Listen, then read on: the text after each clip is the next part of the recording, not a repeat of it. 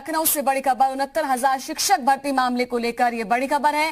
राजभवन ने तलब की है पूरे मामले को लेकर रिपोर्ट।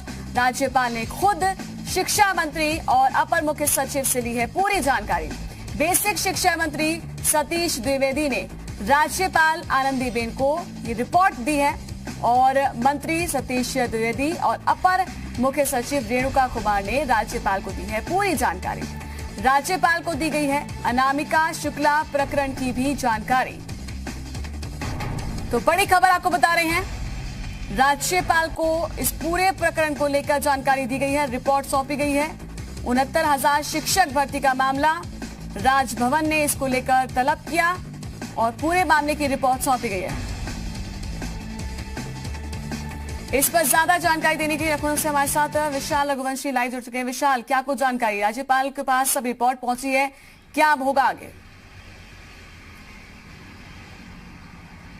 देखिए, यूपी में 69,000 शिक्षक भर्ती मामले को लेकर जिस तरह से फर्जीवाड़ा सामने आया, उसके बाद तमाम जो कानूनी दांवपेच कोर्ट में दिखाई पड़ रहे हैं, उसको लेकर राजभवन ने इस पूरे मामले की रिपोर्ट यूपी के बेसिक शिक्षा मंत्री सतीश द्विवेदी और अपर मुख्य सचिव से मांगी थी, जिसके बाद दोनों लोग ही कल जो है राजभवन पहुंचे थे और अपनी पूरी रिपोर्ट राजभवन को सौंपी है। यूपी की राज्यपाल आनंदीबेन पटेल ने पूरी जानकारी ली है कि यूपी में 69,000 सहायक शिक्षक भर्ती का मामला क्या कुछ है, क्या कुछ इसमें प्रगति है, सरकार का क्या कुछ स्टैंड है, इसको लेकर किस तरह से सियासत हो रही है। इसके साथ साथ जो अनामिका शुक्ला का पूरा प्रकरण आया है, उसमें सरकार क्या कुछ कार्रवाई कर रही है और आगे एसटीएफ किस तरह से कार्रवाई करेगी, और अभी तक कार्रवाई की पूरी जो जानकारी है वो मांगी थी, जिसको लेकर खुद यूपी के बेसिक शिक्षा मंत्री और बेसिक शिक्षा विभाग की अपर मुख्य सचिव रेणुका कुमार राजभवन गए थे। उन्होंने पूरी जानकारी जो है यूपी की राज्यपाल आनंदीबेन पटेल को दी है। हालांकि मामला बड़ा होता जा रहा है और ऐसे में इस पूरे मामले को लेकर सियासत भी जबरदस्त तरीके से देखने को मिल रही है।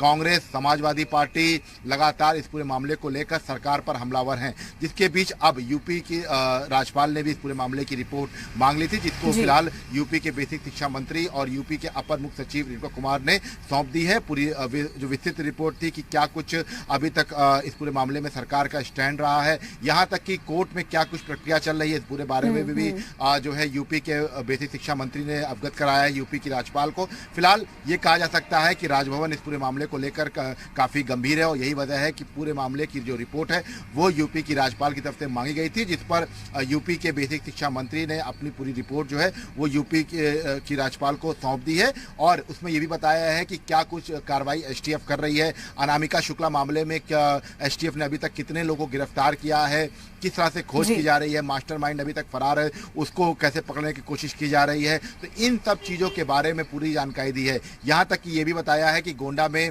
जो असली अनामिका शुक्ला थी, जिसकी जो डिग्री यूज की गई थी, वो भी सामने आ गई है, उससे भी तमाम जो जानकारी है वो इकट्ठी की जा रही है। इस तरह की पूरी जानकारी जो है ये यूपी के बेसिक शिक्षा मंत्री की तरफ से दी गई है।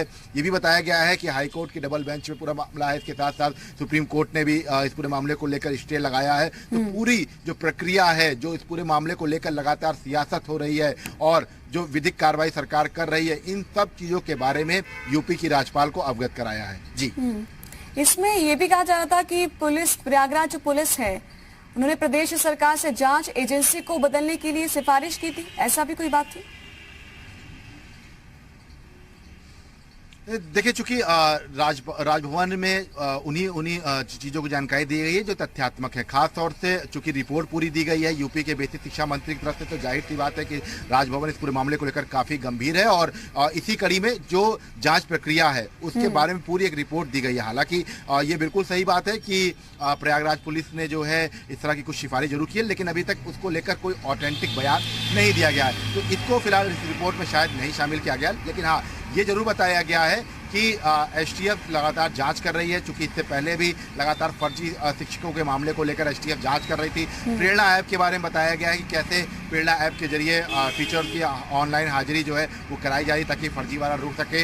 इसके साथ साथ इस पूरे प्रकरण को लेकर क्या कुछ सरकार स्टैंड ले रही है और आने वाले दिनों में जो इस पूरी भर्ती प्रक्रिया है उसको कैसे पारदर्शिता इसमें रखी जाए, इस बारे में भी जानकारी यूपी के राजभवन को दी गई है। फिलहाल ये कहा जा सकता है कि गंभीर मसला है, लगातार प्रियंका गांधी हो या अखिलेश यादव हो इस पर सवाल खड़े कर रहे हैं और इसीलिए शायद यूपी के राजभवन को इस पूरे मामले में दखल देना पड़ा है। यूपी की राज्यपाल आनंदीबेन पटेल ने इस पूरे मामले में रिपोर्ट तलब की है और पूरी जानकारी ली है कि क्या कुछ अभी तक कार्रवाई की गई है। जी, तो अब तक इतनी सारी याचिकाएं इसमें दाखिल हो चुकी है, अब मामले की सुनवाई जो है वो 14 जुलाई को होगी इसको लेकर।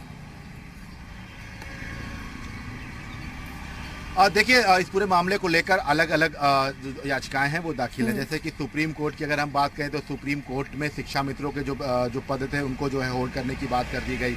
इसके साथ साथ इलाहाबाद हाई कोर्ट की जो डबल बेंच में जो यूपी सरकार की तरफ से जो कैविएट दाखिल किया गया था, ये जो SLP दाखिल की गई थी उस पर अभी जजमेंट रिजर्व है। इसके साथ साथ कुछ और भी याचिकाएं अलग अलग पड़ी हैं, सबको क्लब किया गया है। तो मामले को लेकर अलग अलग याचिकाएं जरूर पड़ी हैं, लेकिन सरकार का मत बहुत क्लियर है। सरकार का कहना है कि हम पारदर्शिता ठीक है विशाल, इस पर नजर बना रखिएगा। जो भी अपडेट है हम आगे भी आपसे लेंगे। शुक्रिया आपका जानकारी देने के लिए।